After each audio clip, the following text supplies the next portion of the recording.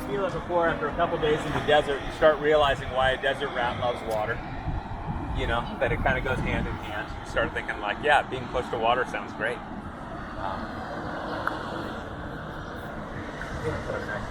So we get a nice kind of mini Grand Canyon. The Grand Canyon is coming out of those hills right over there into the old Lake Mead. And a lot of that is this kind of sand, you know, these kind of deposition cliffs. It looks like a reservoir bottom. If you've been to the Elwha reservoirs and you've seen how that, you know, that reservoir bottom is kind of actively eroding. Same scene here at Lake Mead, only due to a different reason. It's not dam removal. It's just dam doesn't matter anymore. There's so much evaporation in the lake that the water's not there to fill it. So, kind of fascinating. You notice we came into a different vegetation zone up until we got to the cliff here. I'll walk back to them.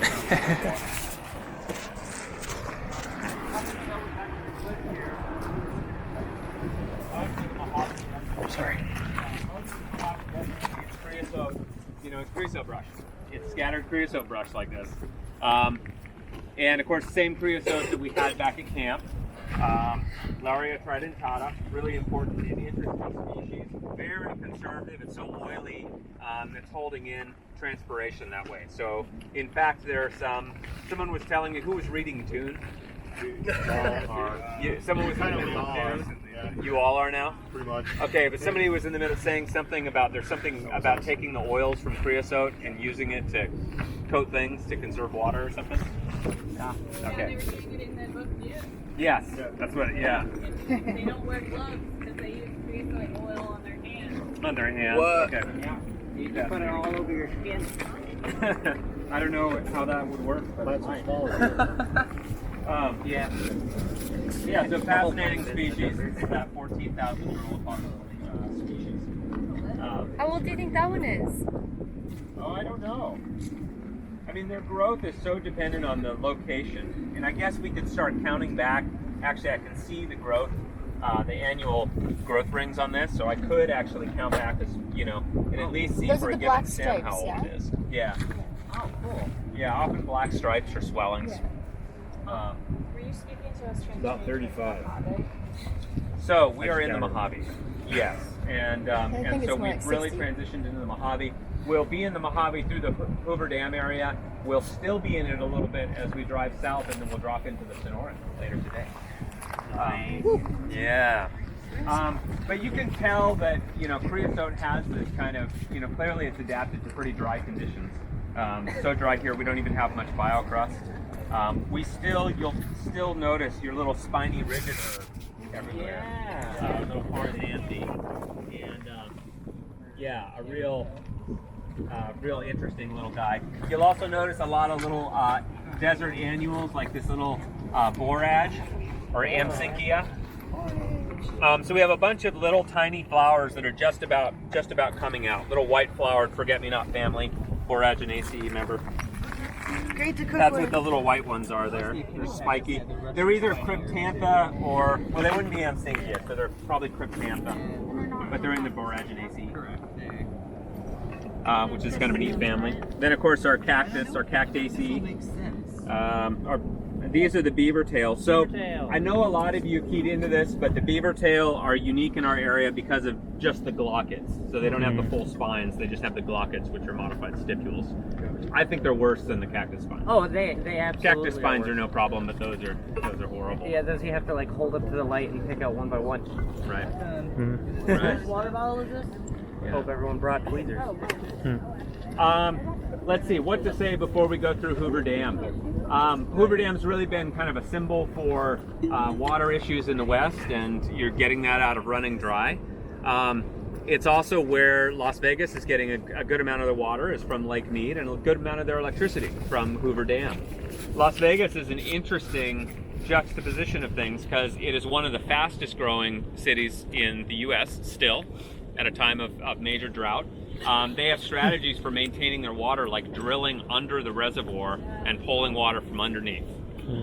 And so there's an active project to pull water from underneath the reservoir rather than any straws coming out of the top because it's dropping.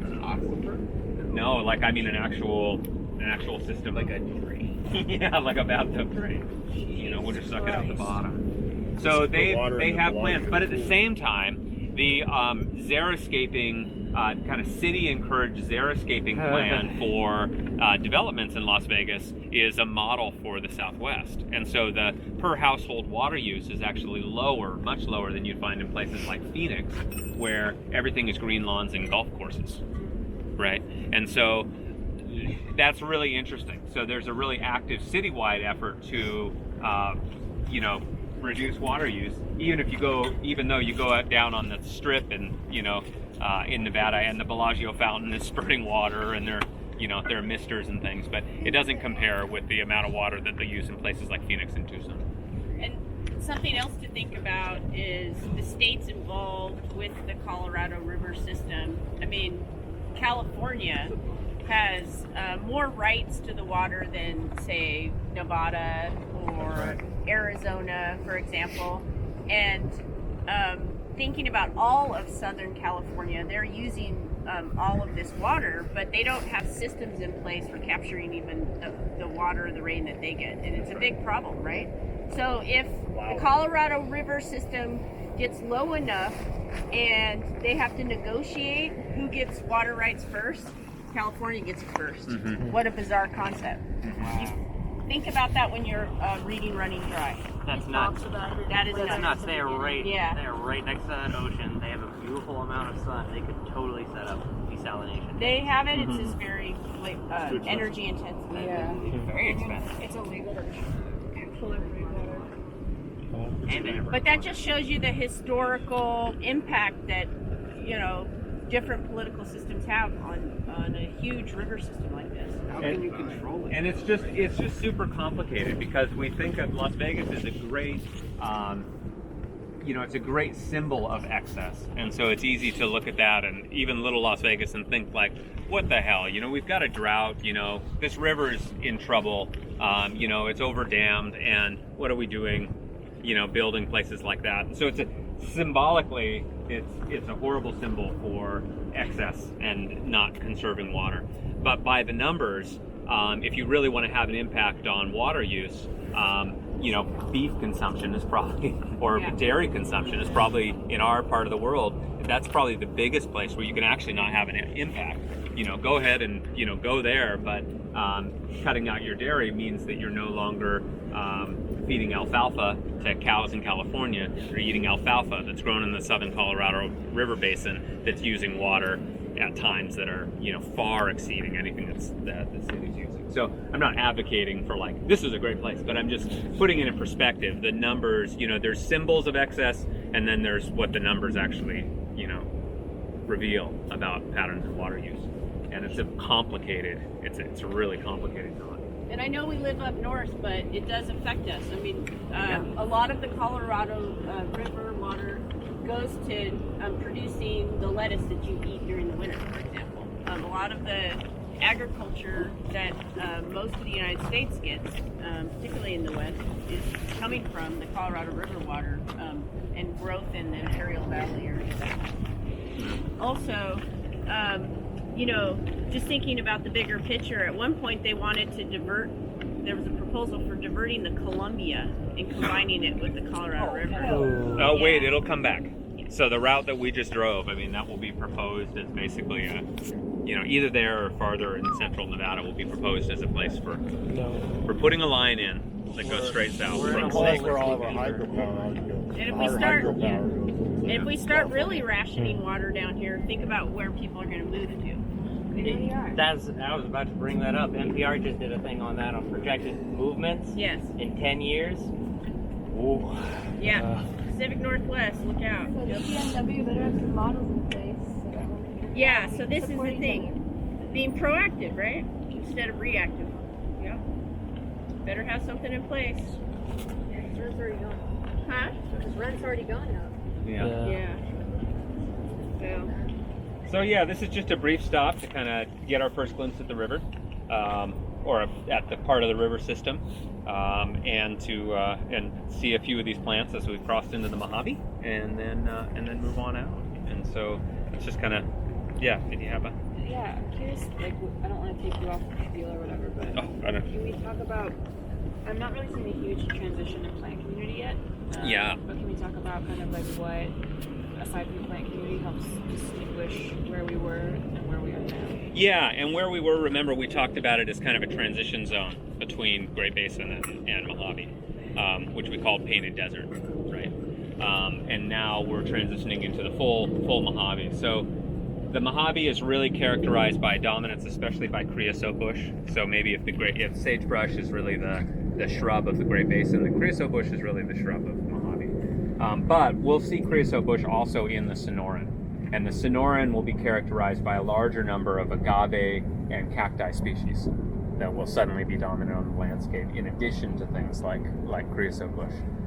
Whereas the colder Mojave is more characterized by large creosote flats and then occasional yucca forests, or yucca conglomerations of either Yucca brevifolia, Joshua tree, or something like Yucca elata or Yucca etines, one of the taller yuccas. And later today, when we're in Arizona, outside of Wickenburg, Wickiup, that area, we will get some examples of Yucca brevifolia and kind of that transition where you'll even see some saguaros in that region. So that's kind of the real transition to the story. But this won't be your last chance to see the Mojave. We'll pass through it today, and we'll actually circle all the way back in the Mojave after Cibola, and then we'll be fully in Mojave National Preserve, the central Mojave.